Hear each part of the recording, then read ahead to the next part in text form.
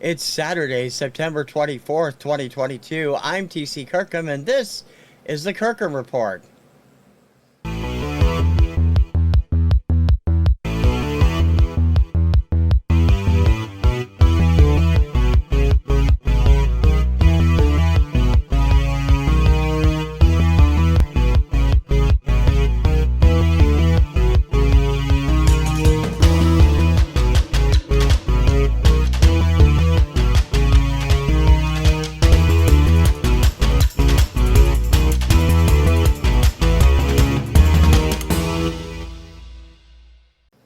ABC, TC Kirkham, the Kirkham Report here.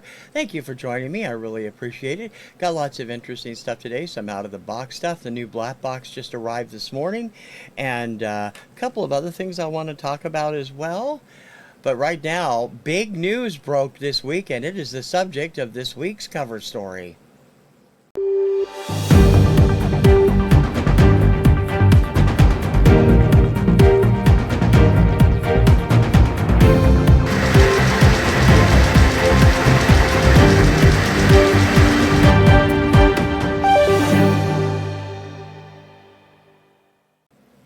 YouTube announced on Tuesday the formation of Creator Music, a new digital storefront that will allow creators to easily license popular music for their use in their videos, generating revenue for them as well as music rights holders.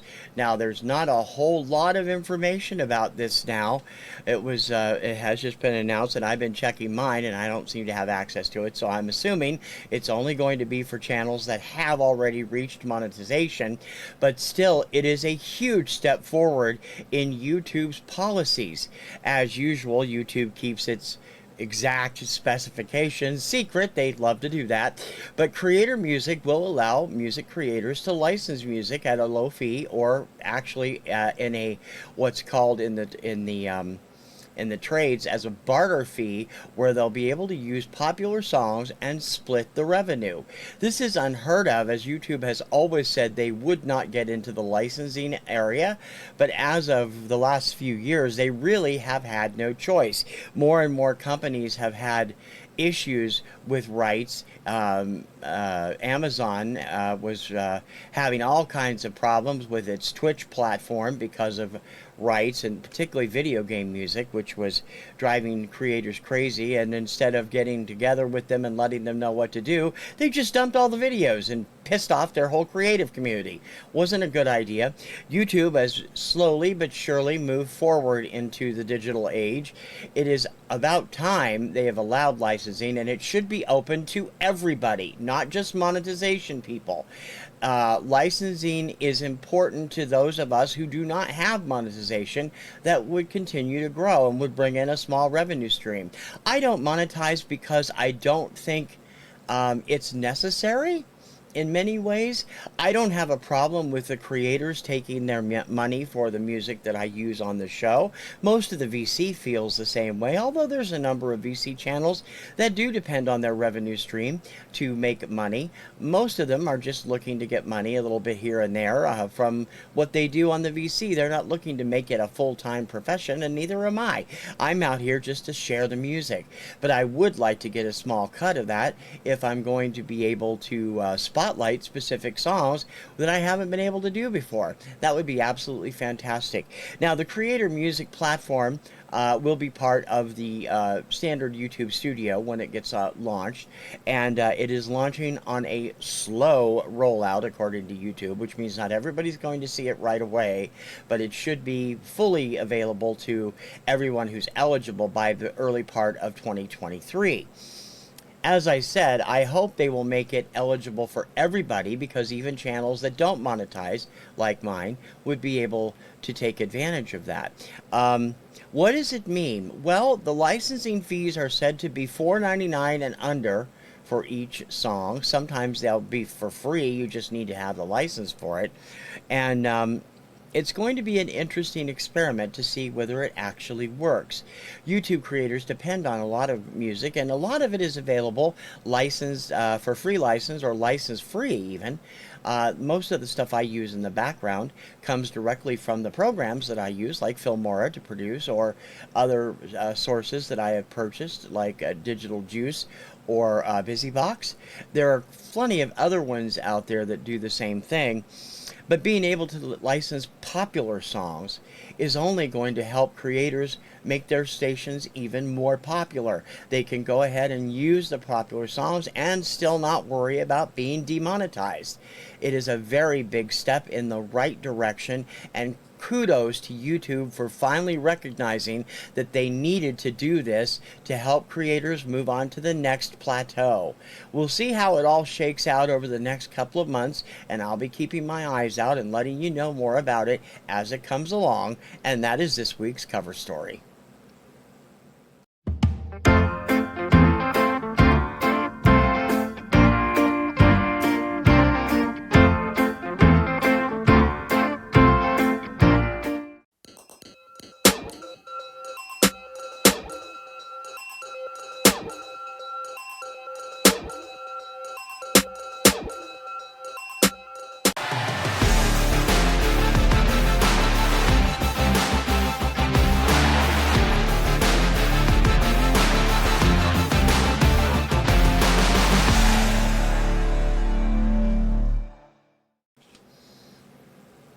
Got a number of things on Out of the Box this week. We're going to start it off with another set of 45s from Dawn and Mary over at Two Hip Chicks. I'm going to talk a little bit about the 45s in a minute. Another set of 20 plus 1, as they're doing. I have quite a few of these, but I don't have some of the others, and it's always a welcome addition to the 45s, as I'll be telling you a little bit about that in a minute. In any case, let's go through these real quick. Another copy. I actually needed this. My copy was cracked. Then the first one I got from Dawn and Mary, they didn't notice it had a hairline crack in it. This one does not, and it plays beautifully. Signs by the 5-Man Electrical Band from 1971. Abracadabra from Steve Miller Band. Have that already. Have the picture sleeve of that, actually. Have this, but it's not in good shape, and this one appears to be in better shape. Haven't played it yet. Brandy, You're a Fine Girl by Looking Glass. Love this song. Classic song from them. Another classic. Let me turn it so you can see it, if you can get it on camera. Rich Girl, Daryl Hall and John Oates from 1977, I believe. Rick Springfield, Don't Talk to Strangers, one of his comeback hits in the 1980s. Prince with Apollonia and Take Me With You from Purple Rain. Love the Paisley Park logo on that label. Cool Night by Paul Davis, one of his great songs. Classic for this time of year coming up in October, The Monster Mash, Bobby Boris Pickett and the Crypt Keepers. This is the 1970 pressing. I have the 1973 pressing when it came out when I was a kid. Song I Love, which Helen hated, and I can't blame her because she ended up saying the same thing over and over and over again on the song, but it was a monster hit. Leave Me Alone, Ruby Redface, Helen Reddy. And I didn't have that on a 45, and now here are the entire group of things I do not have and are happy to add to my collection. Leave that for last because it's a picture sleeve. I thought I'd added one of these earlier from Dawn and Mary, but apparently not. I couldn't find it in my Discogs, and I'm very meticulous about getting all the new stuff into Discogs. Those Were the Days, Mary Hopkin. Love this song. For some reason, my mother absolutely detested this song. I still never found out why. She just never liked that song. Classic Lennon-McCartney song, interpreted by a classic artist, Ray Charles, and Yesterday. I've not heard this. I can't wait to hear that. Kathy's Clown on the original label from the Everly Brothers when they switched from Cadence to Warner Brothers. Another classic Apple Records record that I love and I didn't have, It Don't Come Easy from the great Ringo Starr.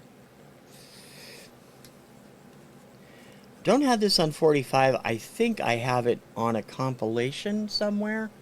But I've always loved this song. I've actually been looking into this band a lot lately. Steely Dan, Do It Again. I have gained a way broader appreciation of Steely Dan since I've gotten older. I liked their stuff when I was a teenager and in high school, but as I've gotten older, I've never bought any of their studio albums, and then I got Asia from, I think when I was still part of Vinyl Me Please or one of those, and it's an amazing album, and I need to go back and listen to their earlier stuff, and now that they've got all these exclusive, I think it's UHQD, what, I don't do any of those. One of these really expensive box sets coming out of, or, well, individual copies of all their albums. It's going to be interesting to see how many people go for it, because their music is so well done anyway. From the Impressions, Ain't Got Time. Kirkham Records. I don't have very many things on that label. I don't know if I have any 45s. I have the soundtrack from Superfly. Also never heard of this label, Stormy Forest Records. This is new. Richie Havens' classic take on Here Comes the Sun. Going way back to the 50s, the Dalton label, Runaround by the Fleetwoods. Another favorite song of mine from Herman's Hermits. I love them. Dandy. 1965, I believe that was out. I did not know what this was until Don and Mary were actually talking about it when they were selling it. This is a novelty song from the early 80s. The Rodeo Song by Showdown. It has nasties in it. It's adults only, by the way. Drops the F-bomb at least once. And I don't know this band, and I've never had Backbeat Records before. The Original Casuals with Alan Sample and Orchestra, and So Tough. And Picture Sleeve, have this on the album, but I did not ever have the single of it. I'm glad to add it to the collection. In Excess and What You Need. So those are the 45s I picked up from Don and Mary. Let me turn away for a minute to put them over here. I actually spent this week, I was off work this week for doctor's appointments, and I finally got my 45 collection out of my storage closet. They are all now stacked here. I'll put a picture in. That doesn't even include everything I've purchased the last 2 years. I filled up 6 of those boxes also. So I'll be adding a lot more as we go along, but in any case, that's what it looks like. I also picked up a CD from Don and Mary. Celtic band I was not familiar with, but it's kind of jazzy pop Celtic from Alton. This is their greatest hits album. Looking forward to hearing this. Actually has 2 discs. Oops. And a postal service thing inside of it, trying to keep it from falling apart because the inner door thing is broken. Which I knew, and I forgot. Because Don and Mary said so when they said it. And I also picked up a couple of albums from Don and Mary. Let me get the right one here. I've got 3 boxes down here I got to deal with. Ha ha ha. Here we go. Picked up a couple of albums on auction from them also. And I'm looking forward to hearing them. El DeBarge and Real Love. I think this is from 1988 if I'm not mistaken. And an album, I love this artist, and I can't wait to, I've not heard this whole thing. I've heard a couple of tracks from it over the years. Dave Grusin and Lee Ritenour and Harlequin. Love both of them, and that's going to be fun to listen to. That is what I picked up from Don and Mary this time. I also have some good news to report. Do you remember when I mentioned about a month ago that I had a package or 2 go missing and the post office basically blew me off? Well, unexpectedly on Tuesday, this showed up in my box. This is from Enjoy the Ride. This is one of the 2 missing packages. It was supposed to be here a month ago. They said it was delivered a month ago. It wasn't. It was delivered on Wednesday. And what is it? It is the brand new vinyl release of the Sonic the Hedgehog soundtrack from Tom Holgenborg. It let me crack this open, because if I'm not mistaken, this has a swirl vinyl color to it. I haven't actually had a chance to listen. It comes with a great insert with pictures and such. And yeah, this funky blue and purple and red swirl. Can't wait to hear this. I have always loved music from Sonic the Hedgehog, the game, and the movie's music. I didn't see the movie, but I've listened to the soundtrack online, and I liked it, and I'm like, well, you know what? I'm going to grab that. And then it disappeared. It said it was delivered. It wasn't there. I put a complaint in. They told me, oh, no, it was show delivered. There's nothing we can do for you. And then out of the blue, boom, there it is. So there's still hope, as I told Dawn in my email yesterday about the 45 stuff. There's hope for those Carpenter's 45s I haven't received yet. I'm going to keep on the post office, and hopefully something will come of those as well. And that's it for Out of the Box this week.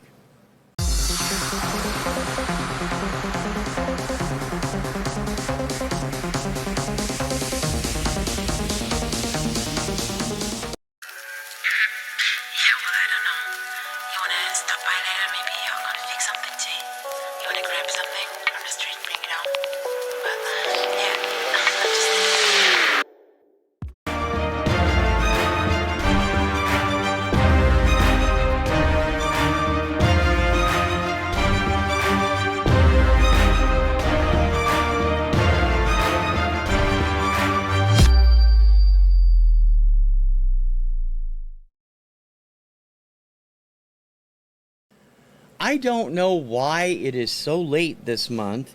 Usually it arrives around the 13th, 14th, but this month's black box is here.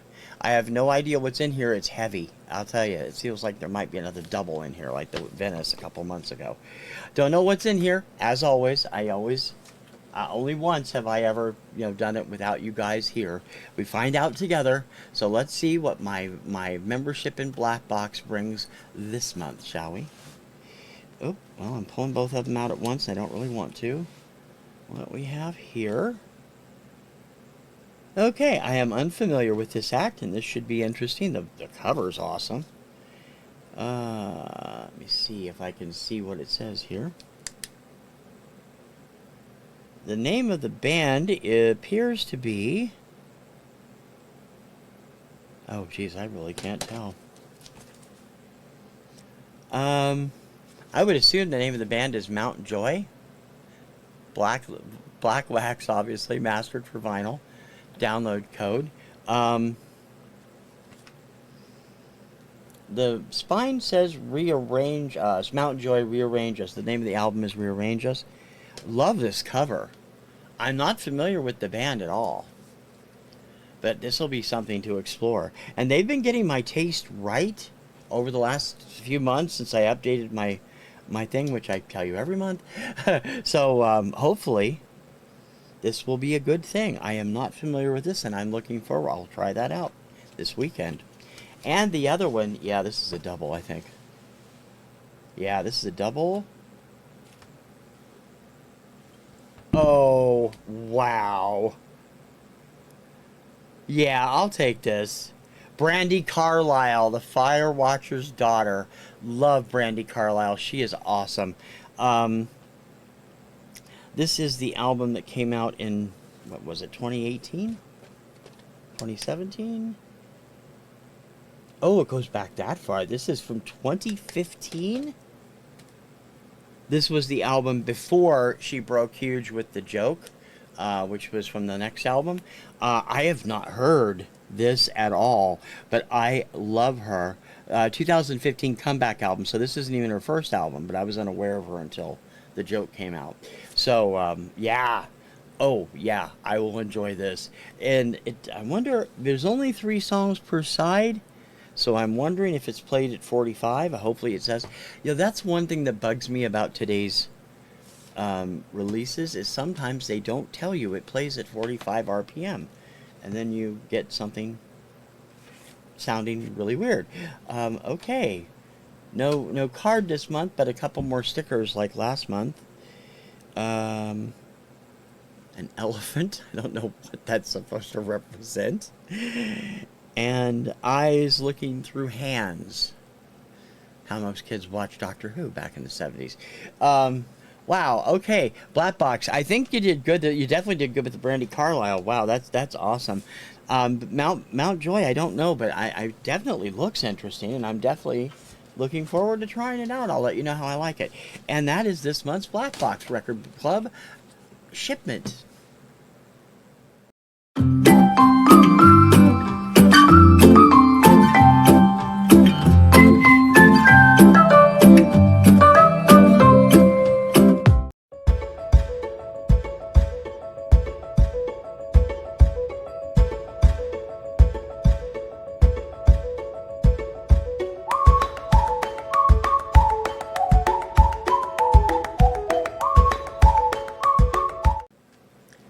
So here's a new segment, and I figured I'd drop this in every now and then because I've actually had some people comment and email me with a question about how I manage to avoid copyright strikes with my show, Daily Obscuria. It is not that hard to do. It really isn't. There is a huge difference, and some people make a big deal out of it, and it doesn't need to be made a big deal out of. There is a huge difference between a copyright claim and a copyright strike. The problem is you need to know what the differences are. A copyright claim means you cannot monetize that video, that the record labels are okay with it, but they're going to take the money. A copyright strike means you're in trouble. I have never received a copyright strike. Most of my stuff gets copyright claimed, and practically every Obscuria does, but I don't worry about it because I do not monetize. Now, if you're monetizing your stuff, Mazzy has said that some of his stuff gets demonetized when he does needle drops and stuff. That's kind of understandable. Record labels want their share of the money. But the easiest thing to do, and I'll be honest, I've been doing Obscuria for almost a year. We started it in early November of last year. What is this collective we? I started doing it a year ago, almost. I've only been blocked 3 or 4 times, and I test the songs in advance to make sure they're going to work before I write up all the copy. I've only had 3 songs get blocked that I wanted to play. Is that right? 4. I had 4 songs blocked that I wanted to use. And oddly enough, one of them later let me use a snippet of it in one of the retro countdown shows. I don't get that. The first song that was blocked, I actually did a comical blocked video, was the Bugaloos for a friend. I don't know why that got blocked. I don't know how anybody would be listening to it. If, it's up on YouTube. They have the official version up on Sid and Marty Krofft's channel. But it's blocked. You can't use it at all. I was blocked completely from using Atomic by Blondie, which is the one that later popped up okay in one of the countdown shows, because I only used like a 3-second snippet of those. So that probably, was okay with them. But I was surprised because that's my favorite Blondie song. It didn't do that well because it was out at the same time as Call Me from American Gigolo, and it was a much better song. Wanted to use that? No. The third one was Heard It in a Love Song by the Marshall Tucker Band. I don't know what caused that to be blocked. It's a great little song. You can find it online. You can find it on YouTube, but I still wanted to spotlight it. And the fourth one was Calypso by John Denver. That one actually didn't surprise me, and I have a feeling that was because some of the proceeds from the original single of Calypso went to the Cousteau Society. So, I don't know. But those are the only 4 I've ever been blocked on. Now, I do get partial blocks occasionally on the countdown shows, because sometimes you run into a country, usually Russia, that doesn't like any kind of mention of certain things, and they will block it. I have been blocked from Russia, Iran, Iraq, and a couple of other places. If it plays in the US and the UK, bingo, it stays in. So, there you go. I don't worry about copyright claims because I don't monetize my channel. That's why. So, if you get a claim, it doesn't mean you're in trouble. It says right on the screen, you are not in trouble. There is nothing wrong. It just means that you can't make any money off of it. And since I'm not out to make money off of it anyway, I really don't care. There you go. Now, as far as Obscuria goes itself, people have asked me how I decide what it is. You know, it's just pretty much my whims. Now, I do take requests for Obscuria. I have said that in the, there's a little thing that says, you know, little interstitial on the right side that pops up, you know, Obscuria takes requests. Leave me the song in the show notes. If it's, I prefer that it be by an act we haven't done recently, and there's that collective we again, and I prefer to do stuff that it should have been a chart single. Now that's going to change now that I've dug my 45s out. I got a lot of stuff that didn't hit the chart that hit my chart that I want to share with you. And once I start digitizing, we'll be able to do that. But right now, it should have been a chart single, usually in the US, but I have made exceptions and used Canadian chart singles and UK chart singles occasionally that didn't do that well in the States. So, and that's because people have either requested it or I know that people will still know the song. So, my whole goal with Obscuria is to A, surprise people, B, trigger great memories. I got lots of comments about Life is a Rock, but the radio rolled me from your reunion a couple weeks ago. And I basically just go through and have fun. I try to balance it out. For a while, I did a song from way back. We called it Way Back Wednesdays. It turns out that people listening to the show really didn't care for that. We wanted me to stay more recent. So I've limited it to 1970 forward with the occasional foray back, maybe once a month, instead of every week. And that came from the survey that I did back in June. And most people prefer 70s and 80s and early 90s. And so I'm trying to stick in that. There will be some from later and some from earlier every now and then. But I try to get in at least a couple songs from the 70s and 80s and one from the 90s every other week because the 90s don't seem to be as popular. And I alternate. I just go through. I grab my Billboard books. I mean, my whole library of Whitburn books over there. I usually go through the Pop Annual and try to find stuff that hit the chart between 20 and 100 rather than the top. Although I do spotlight big hits occasionally. Very often. The one that ran yesterday was a top 5 hit in 1972. Although you'd never hear it on the radio anymore. In any case, so I've had people ask me that, and I thought I just wanted to explain how I choose it and how we get around copyright strikes. It's just very simple. You're not going to get a strike unless you do something really stupid, and a copyright claim is not a copyright strike. You can have a copyright claim, it just means you can't monetize. And that's fine with me, and some people don't like that and won't do it, and that's fine too. Whatever, rocks your boat. Whatever your listeners want to see. That's how to go with it. So, just a little behind the scenes from the TKR back room.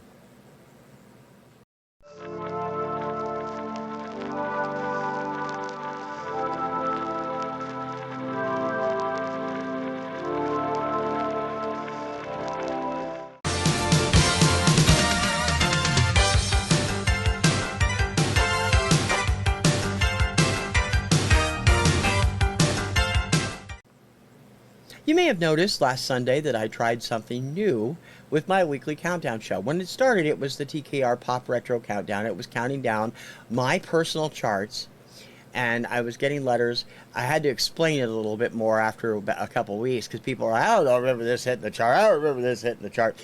Yeah, well, they didn't. It hit my chart, not national.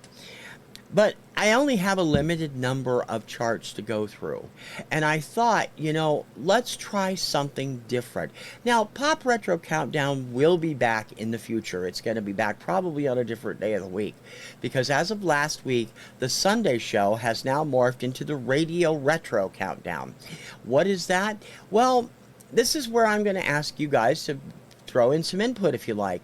What I'm doing is there are sites all over the internet where you can find hundreds, if not thousands, of official radio station playlists from the US, Canada, and around the world. And so that is what I am going to do. Each week I'm randomly spinning out a year, and then I'm going to pick a random state. Over the next few weeks, I'm picking random states that I've been to or that I know something about. Kim actually picked this week's state, and then I just grab a city and a channel and play it.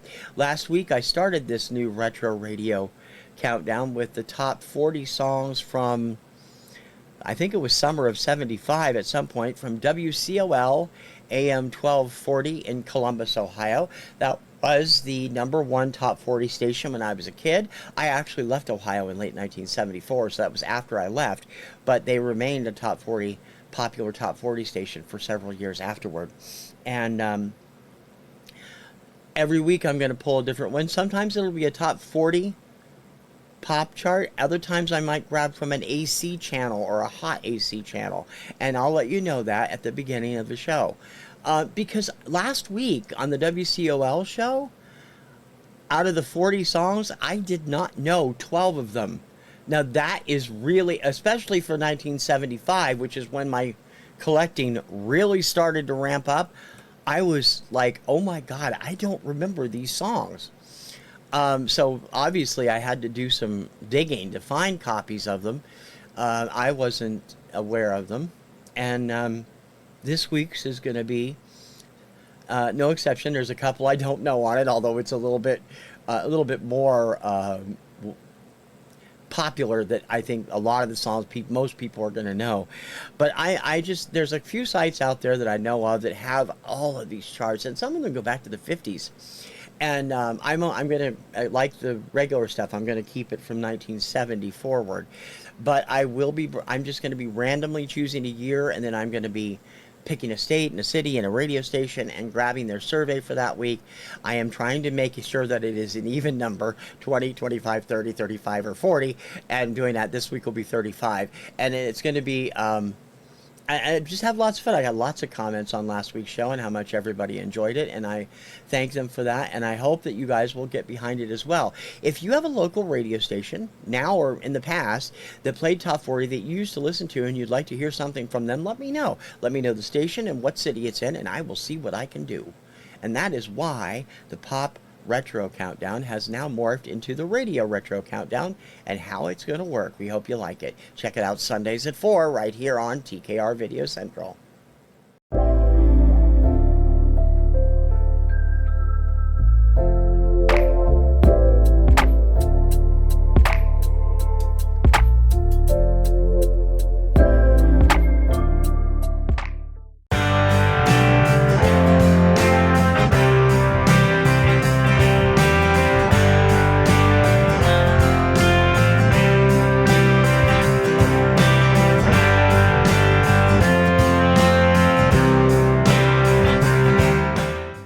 Not much of an update, but still a slight update. Negotiations have begun officially for a second season of the American Song Contest. NBC and the producers have engaged in initial talks. There has still not been a solid official renewal, but NBC, although the show was a disappointment to them in the ratings, they do want to make the show work. And you got to remember, it took Eurovision 4 or 5 years to become a real hit in Europe as well. And that is, it takes time to build shows like this. The American Song Contest, which was won by Alexa from Oklahoma with her song Wonderland, concluded the day before Eurovision started this past spring, and hopefully it will be back. I really do hope they revise the format a bit and make it a little bit more palatable, a little bit closer to the way Eurovision does things, and they need more judges. The one judge per state is not working. They definitely need to have a better idea of what they're doing. Now, the producers and NBC are negotiating, and producers, as said, as usual, it's about money. Hopefully, they will pull it together. If not for NBC itself, and I've said this before, there is no reason why NBC can't transfer the show to its Peacock streaming network. Peacock, I hate that name. To Peacock and do it Eurovision style with 1 or 2 or 3 semifinals and a finals, just like Eurovision does, bang, bang, bang, bang, 4 days in a row, or 1 week, over 1 week, instead of stretching it out over 8 weeks, which I really didn't care for, although we both enjoyed watching it and enjoyed doing the live show right after it, which was fun. I hope that you will keep up to date, and hope you will definitely tune in if and when it gets a firm date, and what it's going to be doing, you will find out right about here on Contest Fever.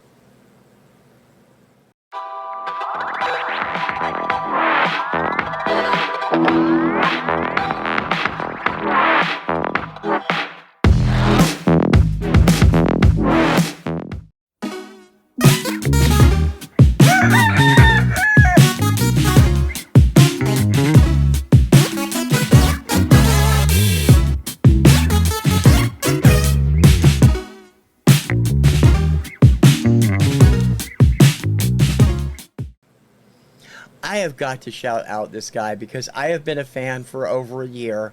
He entered the contest I had, and I loved the entries he had, and I told him so in my comments. The channel is That Vinyl Channel. It is hosted by Vinyl Bozz, and if you have not seen him, you should. His collection is so eclectic. I mean, everybody collects a little bit differently. I have a little bit of everything. The people that seem to be closest to me in the way that we collect are Steve over at Value Vinyl and my friend over at Garage Geek. We all like all types of music, and we have all types of music in our collection. Vinyl Bozz is the same way. In fact, he goes even further. He has over 10,000 45s, and you can see his whole list online. He has it available through collectors.com, which is where my CDs are listed. I need to get those moved over to Discogs one of these days. But I mean, he blew my mind a few months ago when he was just showing off random things he picked up at the thrift store, and one of the things was the New Monkeys album. I'm like, oh my God, and he liked it. So, you know, New Monkeys as a television show was terrible, but the album was good. Larry Saltis later went on to do 2 more great albums with his band Colorvine. No, Colorvine was the earlier one, and then he had, I knew I'd forget what it was at the end. He did another band too that also, they had some great music out there after New Monkeys. But Vinyl Bozz, I mean, everything. He does everything. He does needle drops. He does unboxings. He talks about a specific album, gives a great review of it. He is just entertaining as all get out. And if you haven't seen him, check out the link in the show notes because he definitely could use your support. He's actually close to 1,000 subscribers, I believe. Way higher than I am. My subscriber count's been going backward ever since the end of the contest. Come on, guys. Why are you abandoning me? What have I done? In any case, Vinyl Bozz, love your channel. Love That Vinyl Channel. And everyone else should check it out. And he is this week's Shout Out of the Week.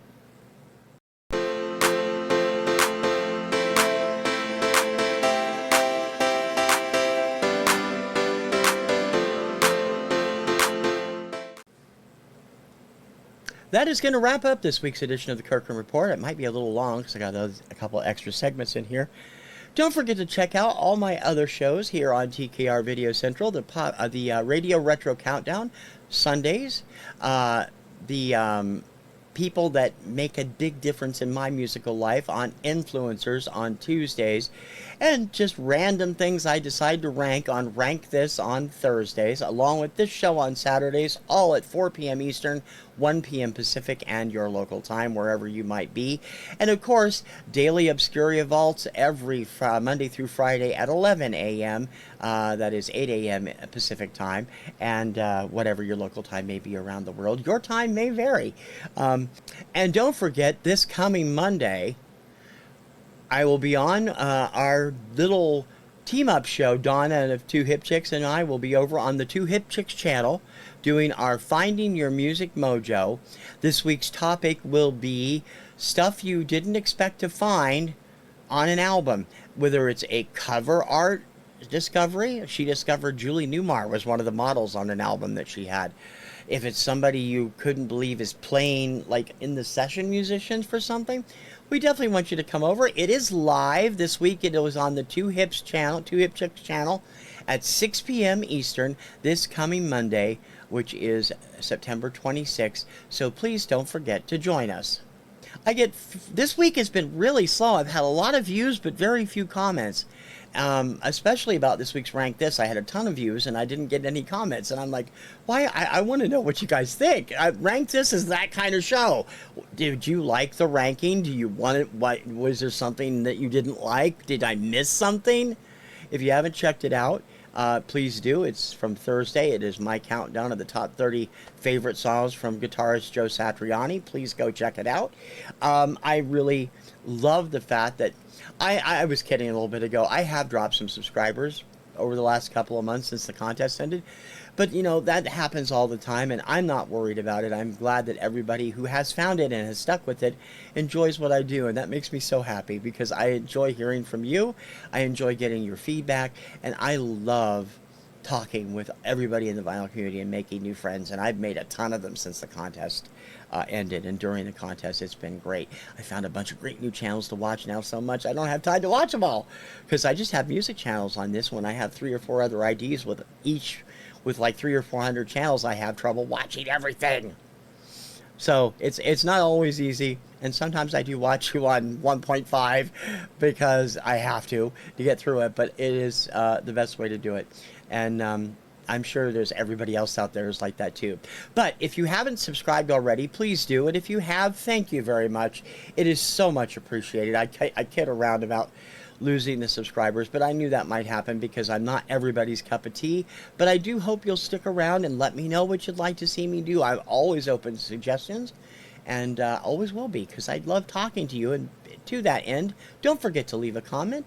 You can leave a comment on every show in the comment section. You can also email me. My email is in the show notes. And I hope that you enjoy what you see. And if you see something that bothers you or doesn't enjoy you, or that you think might be something you want me to address, a concern, by all means, drop me an email. I will take a look into it, and we will see what we can do. Until then, until next time, and until all the other shows over the next week, I'm TC Kirkham, the Kirkham Report. Ciao, baby.